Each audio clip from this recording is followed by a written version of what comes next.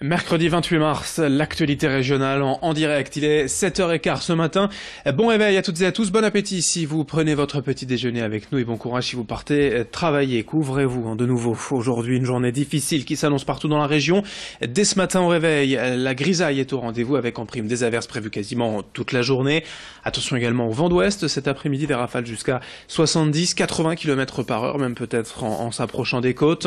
En fin de journée, on espère peut-être une relative accalmie. Quelques éclaircies entre deux averses.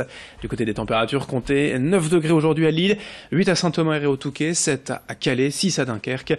Prévision météo complète, bien évidemment, après ce journal. On démarre cette édition avec ce plan d'action cœur de ville annoncé hier par le Premier ministre Édouard Philippe.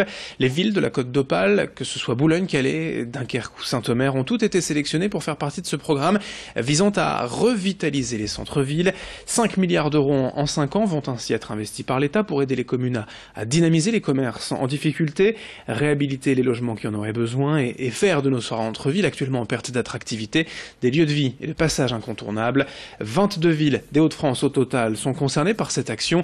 On écoute le maire de Boulogne à ce propos, Frédéric Cuvillier, hier au micro de Corentin Escaillé. Les difficultés des cœurs de ville dans les villes secondaires, elles sont connues et elles s'amplifient maintenant depuis des années.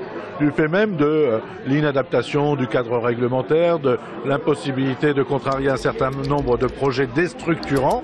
Et pour notre part, depuis maintenant plusieurs années, nous avons souhaité mettre en place des dispositifs qui sont des dispositifs d'accompagnement des commerces, d'aide à la création du commerce ou du crédit vitrine. Mais tout cela doit s'inscrire, et c'est nouveau, dans une cohérence globale qui ne touche pas que le commerce, mais également l'environnement du commerce, l'attractivité et l'image de la ville, du cœur de ville et du soutien des différents quartiers commerçants.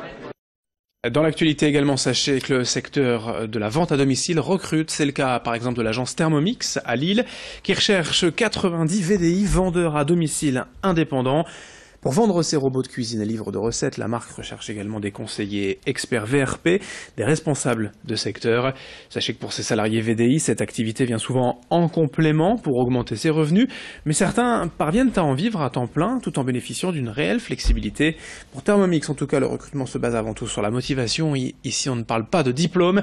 Explication avec le directeur d'agence dans la région au micro d'Idil Gunaï. C'est un petit peu à la carte, l'idée c'est dès le démarrage d'être transparent sur les motivations et l'objectif. Après nous, on a bien évidemment en place un système de formation et d'accompagnement en agence et sur le terrain pour être au plus près des objectifs de nos conseillers. Et puis ensuite, à travers ça, on identifie des souhaits d'évolution ou voilà, tout simplement des objectifs dans l'activité. On essaie d'y répondre au plus près. Puis très souvent, ce qui peut arriver, c'est qu'on rentre dans l'activité avec l'idée soit de gagner le Thermomix ou soit juste de découvrir l'activité. Et puis on y prend goût, on a envie de rester, puis parfois on évolue aussi. Dans les bars, il est une vilaine coutume pour certains de repartir avec le joli verre de bière que l'on vient de consommer. Sauf que pour les gérants, ces vols à répétition coûtent cher à la longue et certains ont donc trouvé la parade, notamment ici en Belgique, à Gand. Depuis 40 ans, les patrons du Dulgrit avaient pris l'habitude de demander donc aux clients de laisser une chaussure en caution. Aujourd'hui, le système est toujours en place et pour les gérants actuels, fait même partie du folklore local. Il faut dire qu'un de leurs verres, vous allez voir quand même, coûte près de 90 € l'unité, d'où une certaine surveillance. Ces dernières années, d'autres bars, dans la région notamment, ont tenté d'appliquer le même système, mais sans véritable succès. Vincent Vieillard et Christopher Hogg sont donc allés à Gand pour rencontrer la patronne du bar, Dulgrit. C'est un problème parce que pour nous ça coûte, parce qu'on ne les reçoit pas toujours gratuits, pas toujours je dis.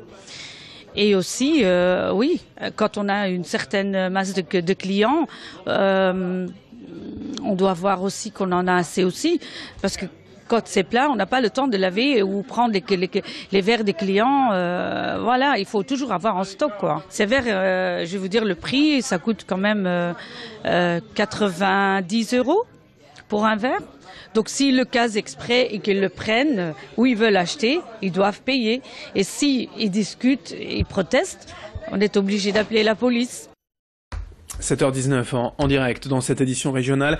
Le grand angle de la rédaction à présent à la rencontre de Tom et de sa famille habitant au Portel. Le garçon âgé de 5 ans est atteint d'une forme de nanisme. Mais pour lutter contre cette maladie et la faire connaître surtout du public, son père va participer avec lui à une course caritative en juin à Lyon. Reportage au Portel, donc près de Boulogne, signé Joël Warneau. À 5 ans, Tom est atteint de pseudo-achondroplasie, une forme de nanisme, une maladie génétique rare en Europe, avec un cas sur 30 000. À l'âge adulte, Tom ne mesurera pas plus d'1,20 m.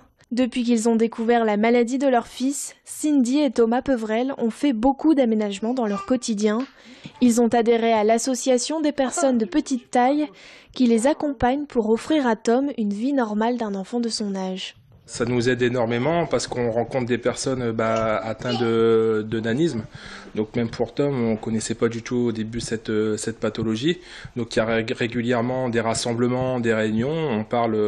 On peut parler de l'adaptation à l'école par exemple, ou même l'adaptation d'un logement ou l'adaptation d'une voiture. On essaie justement de faire au mieux possible qu'il ait une vie tout à fait normale comme un enfant de taille normale.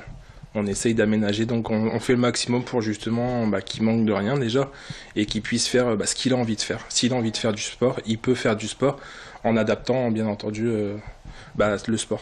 Depuis 2 ans, les parents de Tom s'engagent pour faire connaître cette maladie. Cette année, ils se sont lancés un défi, la course des héros à Lyon. Sur 10 km, Thomas va pousser son fils en fauteuil roulant au profit de l'association.